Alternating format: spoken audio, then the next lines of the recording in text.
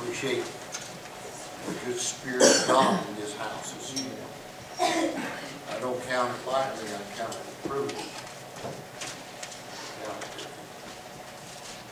When he shows up, it's not him showing up just because he has to. It's because he wants to. Amen. Second chapter of Deuteronomy, the first verse, just want to read a few verses. And then I like to preach. Lord be my help. Then we turned. I want you to notice how this starts out.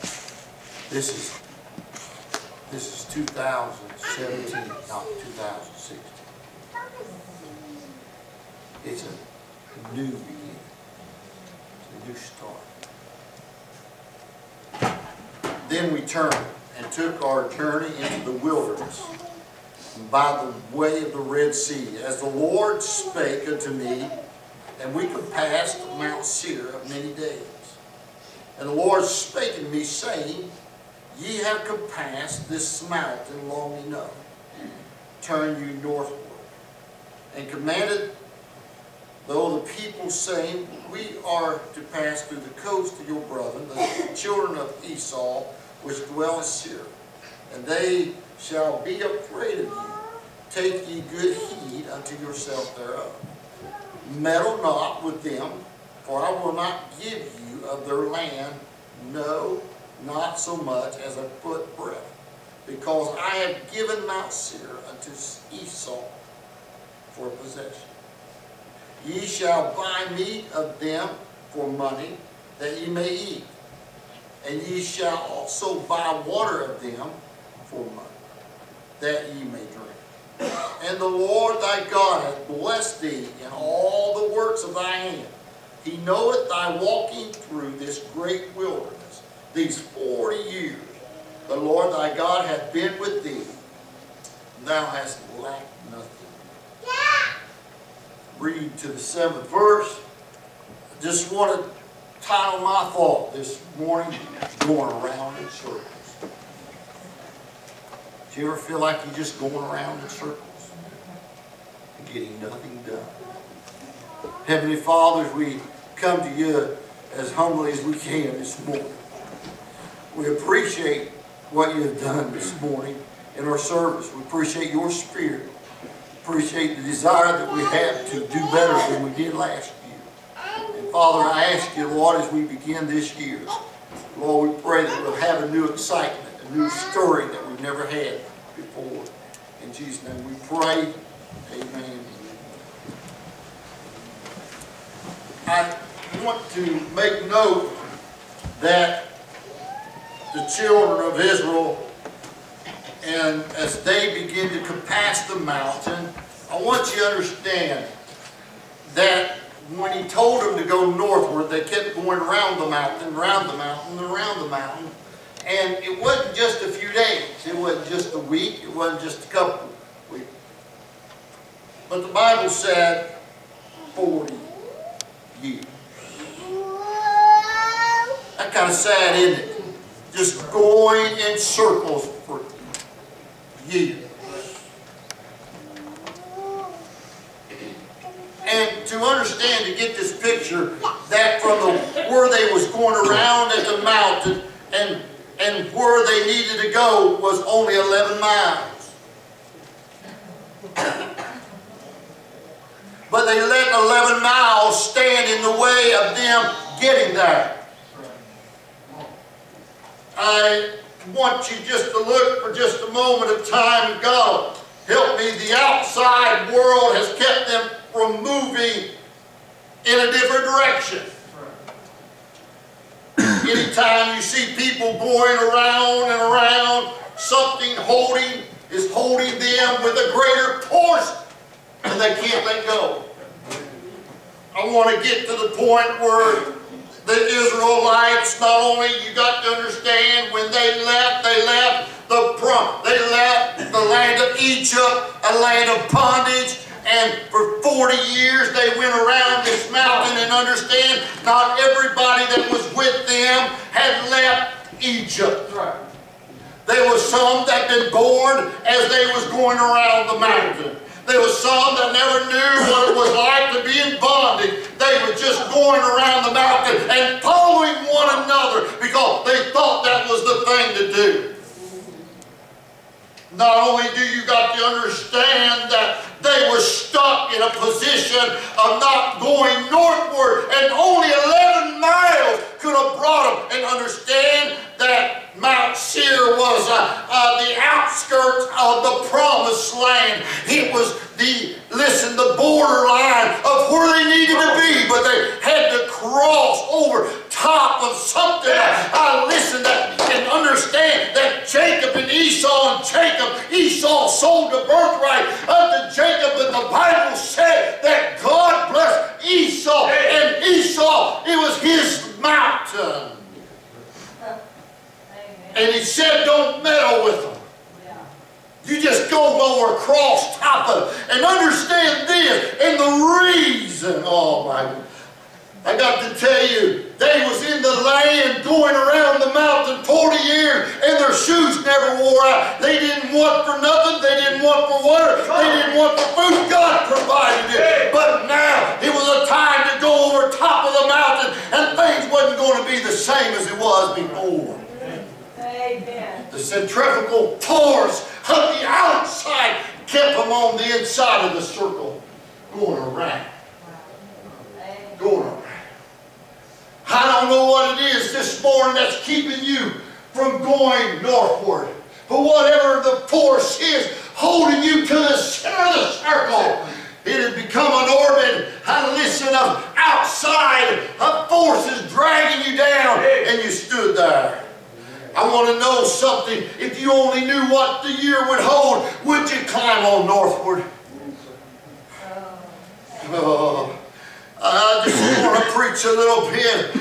My first point, the reason for going in the same direction is the Bible said that people don't want change.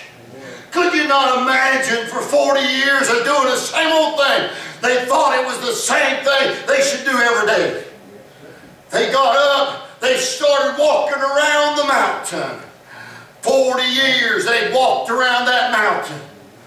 Oh, but listen, they didn't like change. You know why? It has fear in it. And the Bible said in John 4:18, he said, there is no fear in love. But perfect love casteth out fear. Because fear hath torment. He that feareth is not made perfect in love. Oh, I feel like preaching a little while this morning. Because we compass the mountain, we think it's the only thing that we should do, but the outside forces has kept us in. Can I tell you, I'm going to preach to myself this morning. As long as I can preach to myself, I won't hurt nobody else. But can I tell you, the only reason we don't go to the promised land, what God wants us to be, is because we let things hold us, and we just keep going around it. It's just 11 miles to get there. It's just a half a day's journey, and to get there, it's just a step in the right direction to get there. Somebody help me preach tonight. I'm telling you, we must go northward. Oh, change. Doing things different. You know why we don't want to do things different? We're afraid we're going to lose some things when we do things different. Oh, don't forget they had everything they needed. Why go a different route? Why go a different trail? Understand, it was a path that had been worn. It was familiar to them. They knew where the trouble spots was on that road. They knew what was out ahead of them and the curves that they was going to go through. They knew the problems that was going to be out there. They was comfortable in their place. We've got comfortable in our places. You say, preacher, when God wants to come in and tell us and mess up our worship the way we've done it for 40 years, we get all disturbed when somebody else says, I'm going to sing instead of you. Don't shut up right now. Or somebody, the pastor don't get to preach tonight because God moved in somebody something. We've got to go northward. We've got to get to the place. It's just 11 miles. When we get in the promised land, I got to shout because 11 miles shouldn't hold me out going to the promised land. Change messes us up. Man, I find out the older I get, the harder it is to change. You say, we're repetition people. We're repetition Christians. We believe in doing the same thing every service and getting the same results. They go round in circles and still never got nothing done. Can you see? I'm telling you, watch a dog before he ever lays down. Why does he go around in circles 2 times and then lays down in the same old spot? Why didn't he just lay down? Because he's trying to get comfortable in the situation. I got to tell you, when a church gets complacent in the area that they're in, they'll never get the 11 miles took care of. Amen. Oh, it's going to get better. It's going to get better. But can I tell you something? Not only change causes a disturbance. I'm telling you, this church has seen a lot of changes in the last few years. And can I tell you, if you look back almost 4 years that we've changed, do you see anything better? Oh, I'm glad for change. I am too. I'm glad I don't have to go outside to the restroom. I'm glad I don't have to pump the well to get water and bring in. I'm glad that I don't have to cut a cord of wood to have church on Sunday morning. I'm glad for change, but when it becomes in the spiritual realms, we think we got a God, listen, that don't like change. But can I tell you, I'm glad I once was lost, but now I'm saved. He loves change. He loves different. I feel like preaching a while. Listen, if you don't change, God can't bring us to the land that we need to be. Oh, I got talking and I was crying this morning. I told my wife, I said, I've got to change. I've got to change. Last year, I said I'm going to make myself happy. Guess what? I did that for about a month.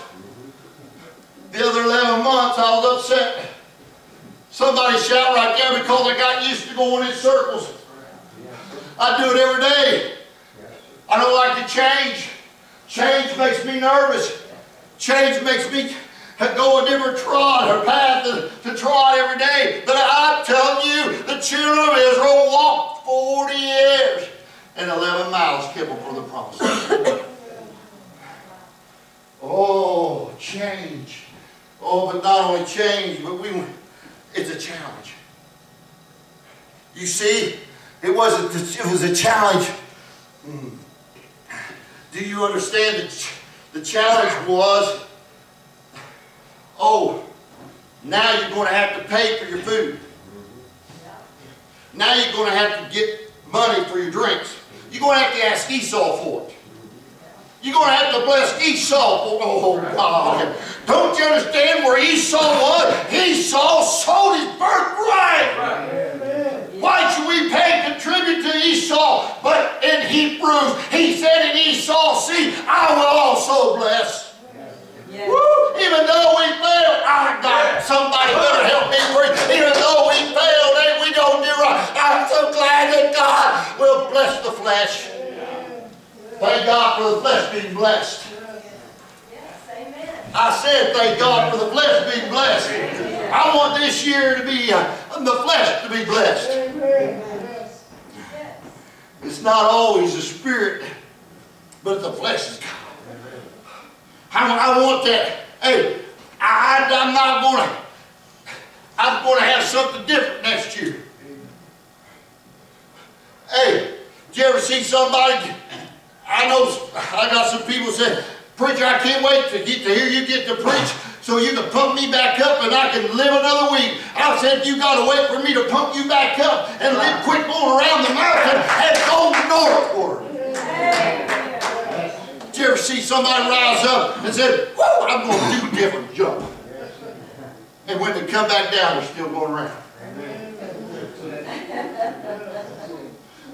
Oh, they come to church and they shout, praise the Lord, I'm going to do different. Go right back outside. They come in here singing with the choir. I'm going to sing with the choir. Walk back out the door. Next choir. Yes, sir. Ain't got time.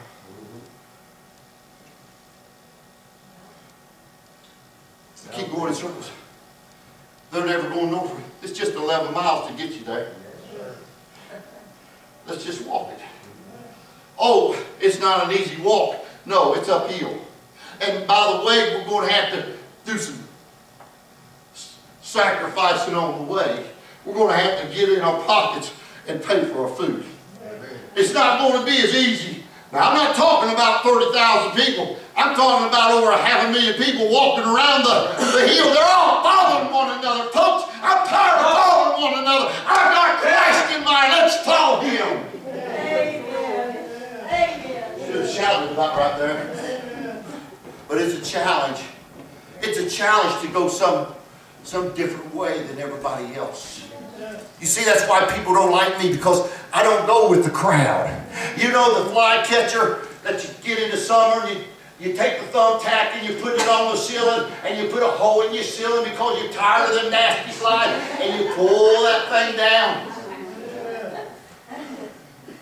And you see the flies start going toward it, and they get stuck. Won't be long, they'll be nothing. They won't be nothing. They won't be long. Man, that thing's covered. And every fly goes by, wonder why they're gathering. Must be some great thing. It must be the place to be. It don't take much resistance to go around. It don't take oh my God.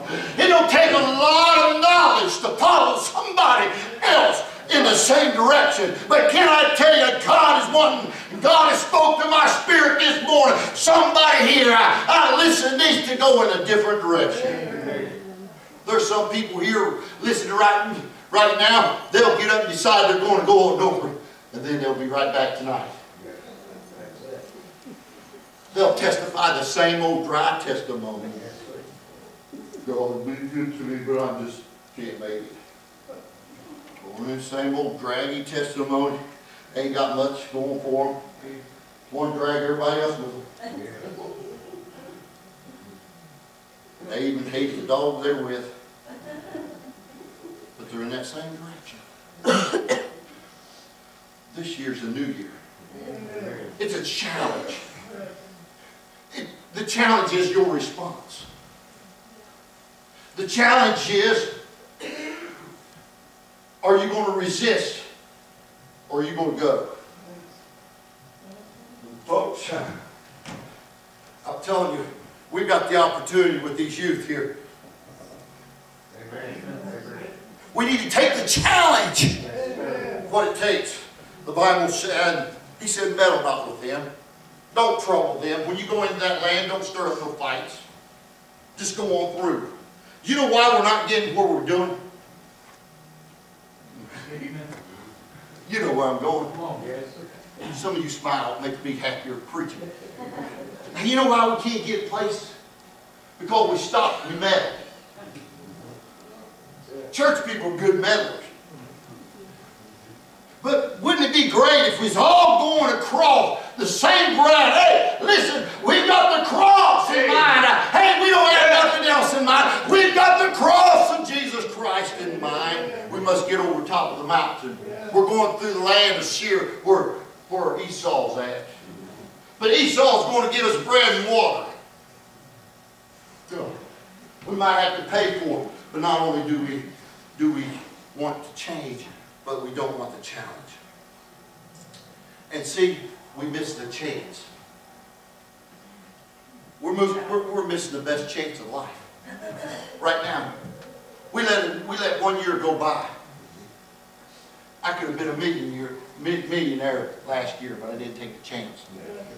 Do you know most millionaires start out with no money?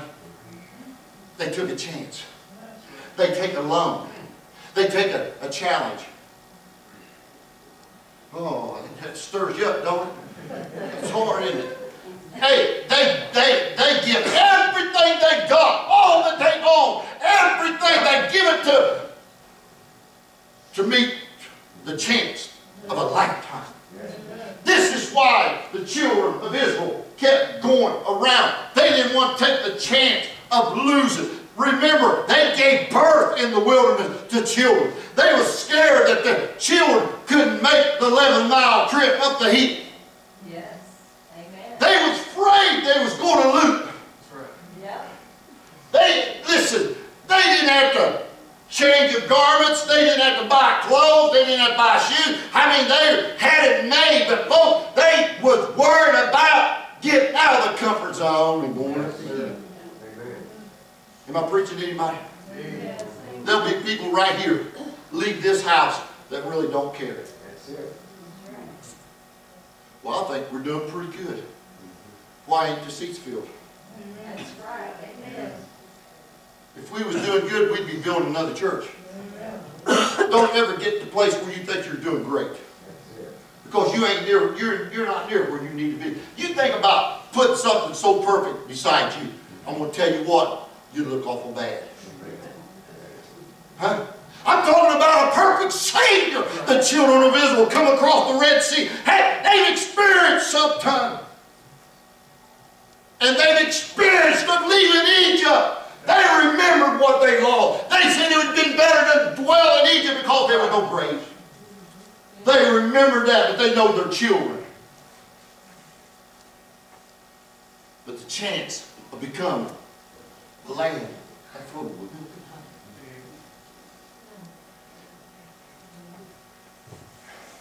I could preach an hour on just knowing.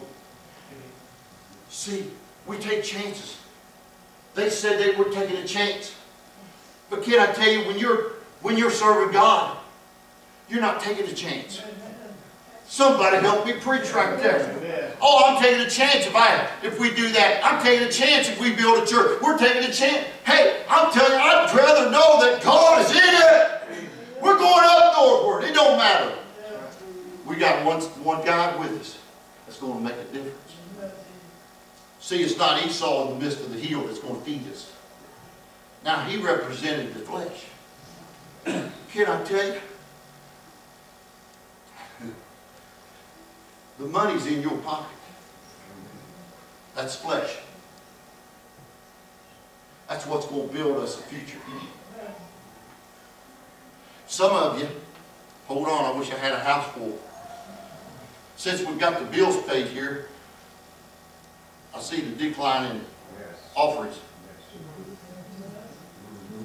What did you do for? Why did you do that? We're not done yet. Aren't you looking for the future? Or you let 11 miles hold you back? Aren't you, hey, you could say all you want to and you can take your offering, and I appreciate the offering this morning. I don't want it and I don't need it. I appreciate it. It makes me feel warm inside and all fuzzy inside. But it would be a great thing to know that God has got a people that said, I know the climb is going to be hard. I know there's going to be some rough edges, but I'm willing to climb with you, preacher, no matter what. I'm willing to take a stand against sin. I'm willing to be there on church night. Amen. Climb. Amen. It's the outside forces. You know why these pews are not filled? You know why these pews are not filled? It's because an outside force just got a hold of them before church. That's exactly why. I remember one day I come in here and I said, God, I'm anointing every seat there was. Every one of them got oil all over them.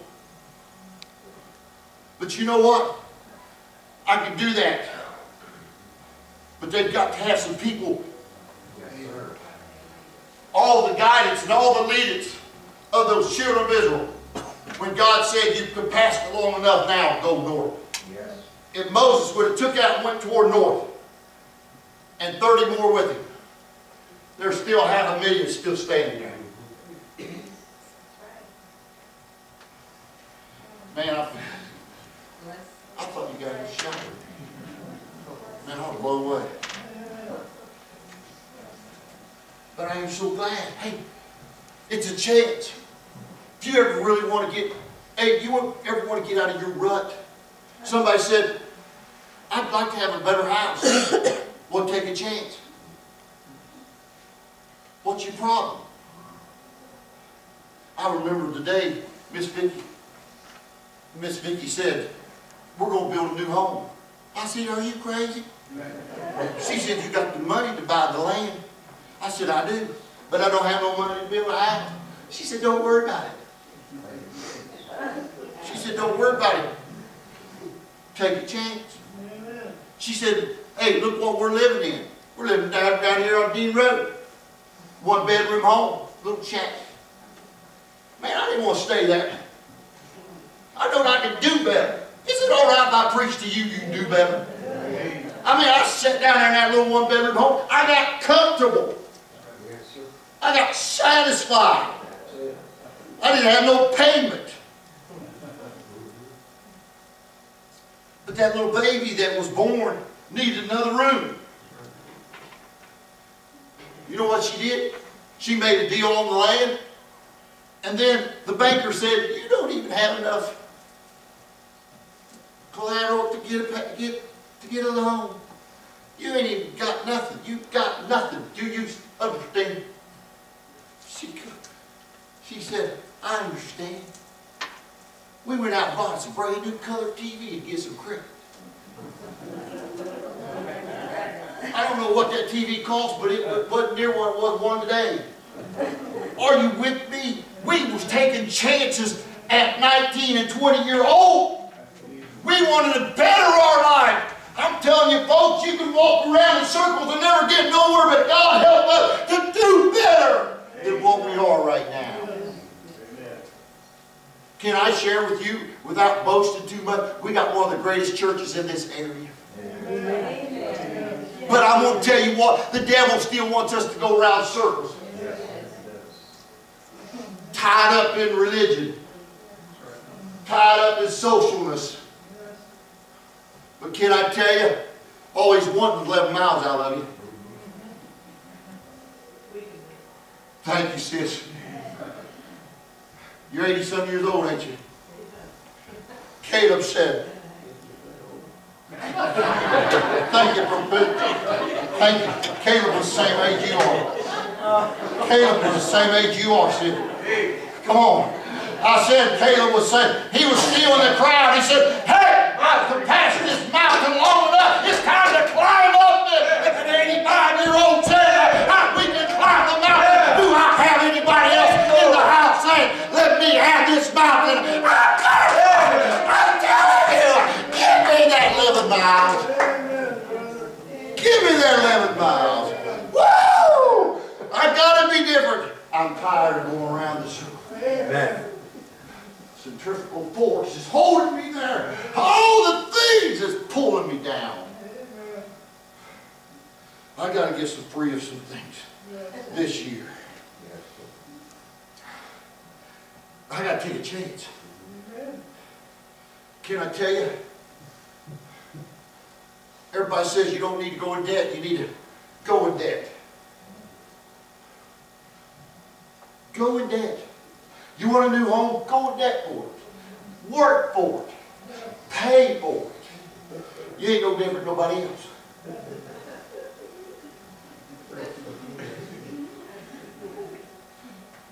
Take a chance.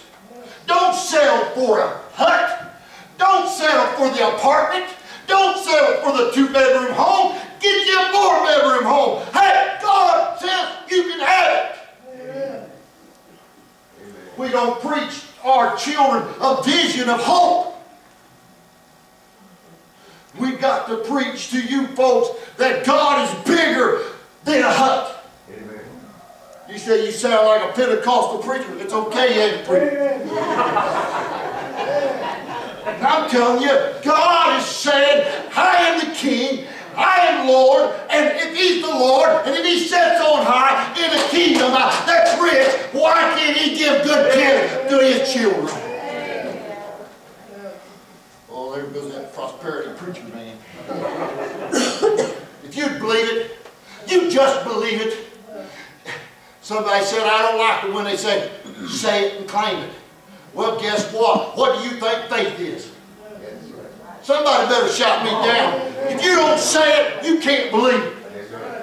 I remember when they said, are you saved? I couldn't say it.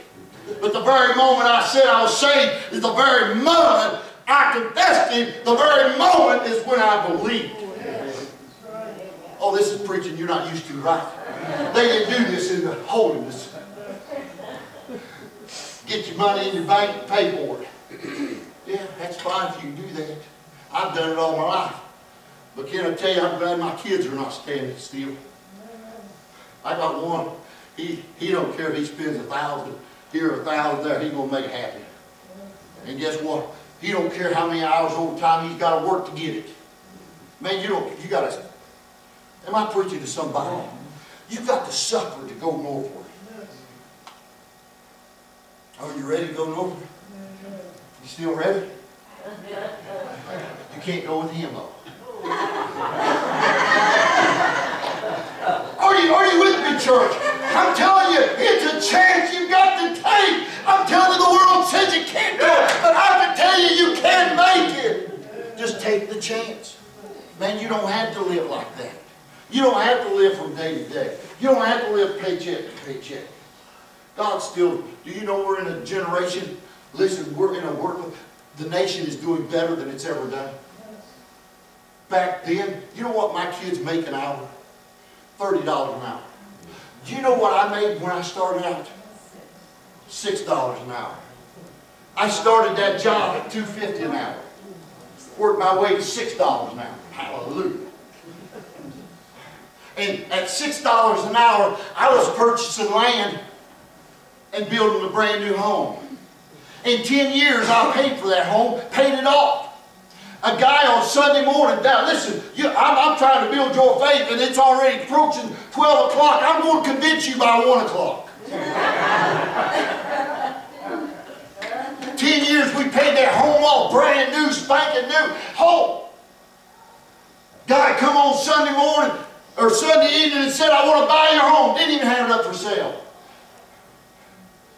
I said, I don't sell on Sunday. He said, I'll be back on Monday. He said, by the way, we're just talking. He said, hey, by the way, if you did want to sell, what would you want for it? So I told him a price out there of triple what I paid for it. I said, if I'm going to do something right, it's going to be on the Lord's day. Because I know who gave me the... You know what he did? He come back on Monday. He said, I'm bringing back the papers. By the end of the week, you can sign. 5 weeks. Hey, 5 months went by, 6 months went by, and I started building the house of my dream. You guys don't believe me, do you? You say, how did you get it? Because, listen, I'm preaching to you. I'm climbing northward because you're hungry. You're hungry, Robert. I can see it in your face. You're hungry to do better than what you've ever done in your life. And you keep that desire because this church will prosper if it keeps doing better. We've got to climb northward. But if you don't climb in your life, in the home, in your neighborhood, you'll never do it here. Because what you practice out there, it'll be the same thing in here. I see some of you not wanting to do no better. You're just going in circles. You're here. You're shouting when the shout's there. You're praising the Lord when the praising the Lord. Hey, you're part of everything going on. But it's the same old thing. We could call it 3 songs, special singing, and 15 minutes of boring preaching. Circle. Confused. Round and circle. What we've got. Do you realize what we've got? But if you never know what you've got, you will never sell out to do better. It's not that those that jump up and come back down and do nothing are bad people. It's not saying that. They're good people. We need them here, but we need them to get out of that. When somebody mentions something about doing different, don't go back to the old thing. What do they say about somebody that keeps going over the same thing and getting the same results? Definitions of insanity. That means you're crazy. Because there's no results being done. We've got to go beyond, folks. As a church stands, I know you get tired, and your pastor preaches longer than he normally does.